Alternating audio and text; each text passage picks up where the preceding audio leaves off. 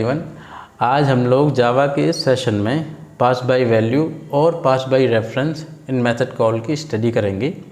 जावा के इंटरव्यू में ये बहुत ज़्यादा पूछा जाने वाला क्वेश्चन है, तो इसलिए इसको फोकस होकर स्टडी कर लेते हैं। जब जावा में हम मेथड कॉल करते हैं तो कॉलर मेथड से कॉली मेथड के लिए आर्गुमेंट पास होते हैं। वो जो पास होते हैं वो पास बाय वैल्यू से होते हैं, ना कि पास बाय रेफरेंस से। इसको एक प्रैक्टिकल एग्जांपल से देख लेते हैं। इंटेलिजे के पास चलते हैं। यहाँ पे मैंने एक क्लास डिफ़ाइन कर रखी है pass by value demo. Main method इसके अंदर डिफ़ाइन किया है, मतलब यहाँ से एग्जीक्यूशन शुरू हुआ लाइन नंबर 5 से। मैंने एक वेरिएबल डिफ़ाइन किया है x = 100 और इस मॉडिफाई मी मैं इसको पास किया है, ठीक। और ये जो मॉडिफाई मी है एक दूसरा मेथड है, ठीक। इसमें ये करेगा ये कि वैल्यू y में एक्सेप्ट करेगा, जो भी इसे कॉल करेगा उसके वैल्यू को, एंड देन y को ये 10 अपडेट कर देगा, ठीक। तो मेन मेथड ये कॉलर मेथड हो गया, मॉडिफाई मी कॉली मेथड हो गया। आर्गुमेंट जो x पास हुआ है y में, ये आपका पास बाय वैल्यू से होगा, ठीक। तो बेसिकली है ये ऐसे। इसको मैं थोड़ा सा और विजुलाइज करूं तो x की जो वैल्यू 90 है वो इसमें जाके पास हो जाएगी, एंड देन जो y है वो 10 अपने आप को अपडेट कर लेगा, और इसका जो स्कोप रहेगा y का वो इसी के अंदर रहेगा, ठीक। ये इसके अंदर नहीं होगा। मतलब अगर मैं y को यहाँ पे प्रिंट कराऊँ तो ये 10 प्रिंट करेगा, लेकिन जब ये मेथड कंप्लीट हो जाएगा और उसके बाद जब इसका कंट्रोल यहाँ वापस होके जाएगा तो x 100 का 100 रहेगा। क्यों? क्योंकि x की जो वैल्यू है 100 वो जाके कॉपी हो गई है y में, ठीक। ये जो 100 है वो सीधा इधर जाके कॉपी हो गया है, और y उसके साथ कुछ भी कर सकता है। उसका जो अपडेशन होगा वो इसी स्कोप में विजिबल होगा, ना कि यहाँ पे, ठीक है। तो इसको एग्जीक्यूट करके देख लेते हैं, ठीक। एग्जीक्यूट करने के लिए रन कराते हैं इस फाइल को, और उससे पहले मैं एक काम कर लेता हूँ, क्योंकि इसको मेथड कॉल से पहले प्रिंट करा लेते हैं x की वैल्यू, ठीक। इसको लिख देता हूँ मैं बिफोर कॉल, जिससे कि आइडेंटिफाई हो जाए कि ये x की वैल्यू कब कब प्रिंट हुई है और कहाँ से प्रिंट हुई है, ठीक। और इसको मैं लिख देता हूँ आफ्टर कॉल, ठीक। तो x की वैल्यू 100 रहनी चाहिए दोनों केस में। क्यों? क्योंकि x की वैल्यू तो सिर्फ कॉपी हुई है y में और y ने अपडेट किया है। तो हम इसको देखते हैं, तो before call 100 and after call 100, ठीक। अगर मैं यहाँ y की वैल्यू प्रिंट कराऊँ तो ये क्या कर देगा, 10 प्रिंट कर देगा, ठीक है। इनसाइड मेथड लिख दिया मैंने y, तो ये y की वैल्यू होगी वो 10 होगी, क्योंकि हमने मेथड के अंदर से y को एक्सेस किया है। तो अगर इसको हम रन करके देखते हैं तो देखते हैं बिफोर कॉल 100 इनसाइड मेथड 10, ठीक है। 10 क्यों? क्योंकि y अपडेट हो गया था, एंड आफ्टर कॉल 100, ठीक। इसका मतलब ये है, मैं अब यहाँ पे ये कंक्लूजन निकाल सकता हूँ कि ये जो प्रिमिटिव टाइप है इसकी वैल्यू सीधे सीधे जाके जो कॉली मेथड है उसके वेरिएबल में जाके कॉपी हो जाती है, और उसके बाद वहाँ अपडेट कुछ हो सकता है, उसका फ़र्क इस पर्टिकुलर वैल्यू पे नहीं पड़ता, क्योंकि हमने आफ्टर और बिफोर कॉल इसकी वैल्यू को प्रिंट करा लिया, ठीक। एक तो ये केस हुआ। दूसरा केस हो सकता है कि जो ये इंट x है ये प्रिमिटिव टाइप ना होकर रेफरेंस टाइप हो। कैसे? इसको मैं मान लेता हूँ, ये कर देता हूँ। एक मैंने क्लास डिफ़ाइन की है डेमो ऑब्जेक्ट, यहाँ पे अगर आप देखें तो इसको सिर्फ डेमो ही लिख देते हैं, जिससे कि बार बार ज़्यादा टाइपिंग ना करनी पड़े। और इसके अंदर एक वैल्यू मैंने लिखी है x = 100, ठीक।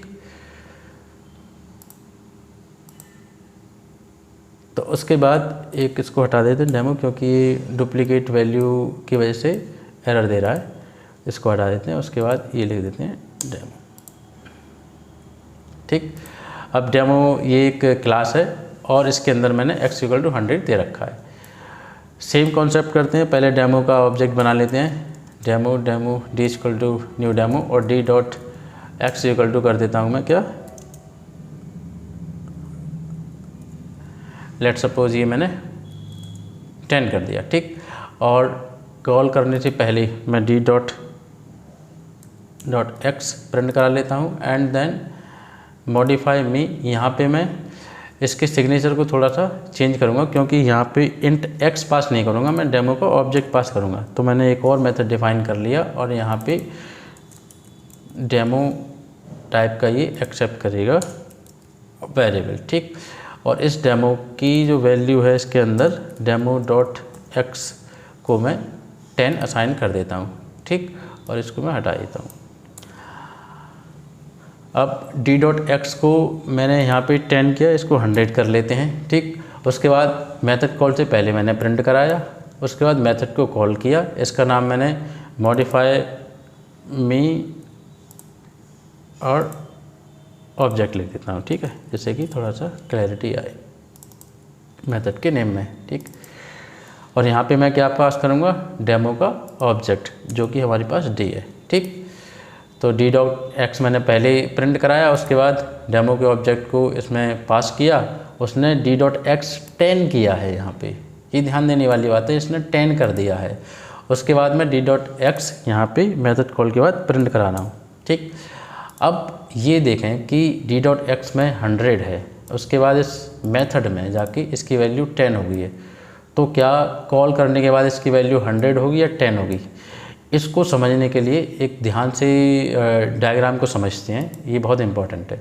तो बेसिकली जब मेथड का एग्जीक्यूशन होता है तो एक स्टैक बनता है, ठीक।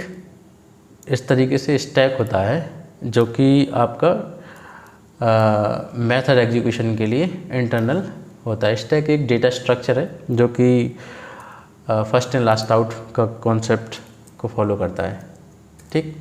ये स्टैक हो गया। अब इसके अंदर क्या होगा, आपका मेन मेथड होगा, ठीक है। मेन मेथड से इसका एक वेरिएबल है डी, ठीक। और ये रेफरेंस टाइप का है। जब ये डी रेफरेंस टाइप का है, इसका मतलब ये है कि ये किसी ऑब्जेक्ट को रेफ़र करता होगा, ठीक है। तो यहाँ पे लेट सपोज हमारे पास एक हीप है और हीप के अंदर एक ऑब्जेक्ट क्रिएट हो गया। जब मैंने लिखा न्यू डेमो करके जब मैंने लिखा तो यहाँ पे एक ऑब्जेक्ट क्रिएट हो गया।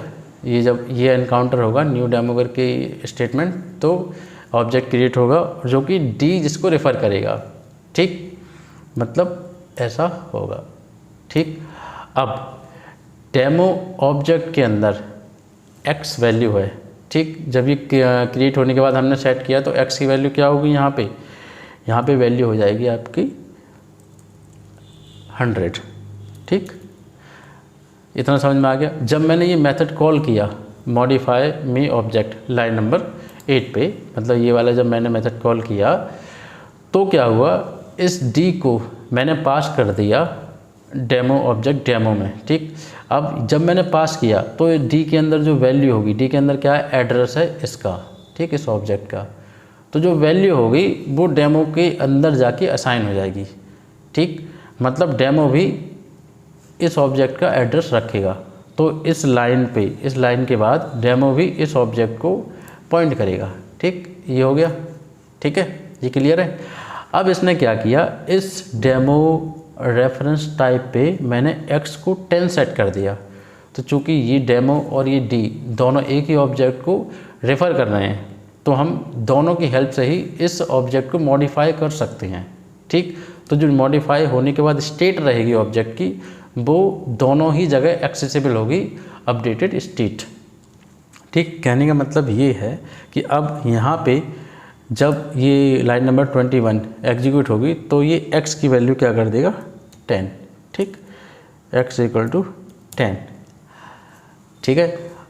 इसके बाद रिटर्न होगा यहाँ पे कंट्रोल, इस मेथड को कॉल करने के बाद यहाँ रिटर्न होगा। इसके बाद जब मैं इसे डी डॉट एक्स कॉल करूँगा तो अब डी डॉट एक्स में क्या है, 10। अब ये 10 प्रिंट करेगा, ना कि 100। ये ध्यान देने वाली बात है, ये 10 प्रिंट करेगा ना कि 100, क्योंकि दूसरे रेफरेंस ने इसकी वैल्यू को अपडेट कर दिया है। और उसके बाद जब स्टेटमेंट, इस स्टेटमेंट के बाद हम इसकी वैल्यू को एक्सेस करेंगे किसी भी रेफरेंस से, इस ऑब्जेक्ट के किसी भी रेफरेंस से, तो ये अपडेटेड वैल्यू एक्सेस होगी। मतलब D dot X equal to 10, ठीक। इसको रन करा के देख लेते हैं। रन करने के बाद ये आया before call 100 and after call 10, ठीक है, अपडेटेड वैल्यू होगी। तो इस तरीके से हमने ये call by reference and call by value, इसके कन्फ्यूजन को समझा, ये बहुत इंपॉर्टेंट है। अगर आपको इस टॉपिक के रिगार्डिंग कोई भी डाउट है तो आप मुझे कमेंट कर सकते हैं या फिर मेरी जो व्हाट्सएप लिंक है उस पे जाके मुझसे क्वेश्चन पूछ सकते हैं, डाउट क्लियर कर सकते हैं। ठीक है, इस सेशन में इतना ही। Thanks for watching.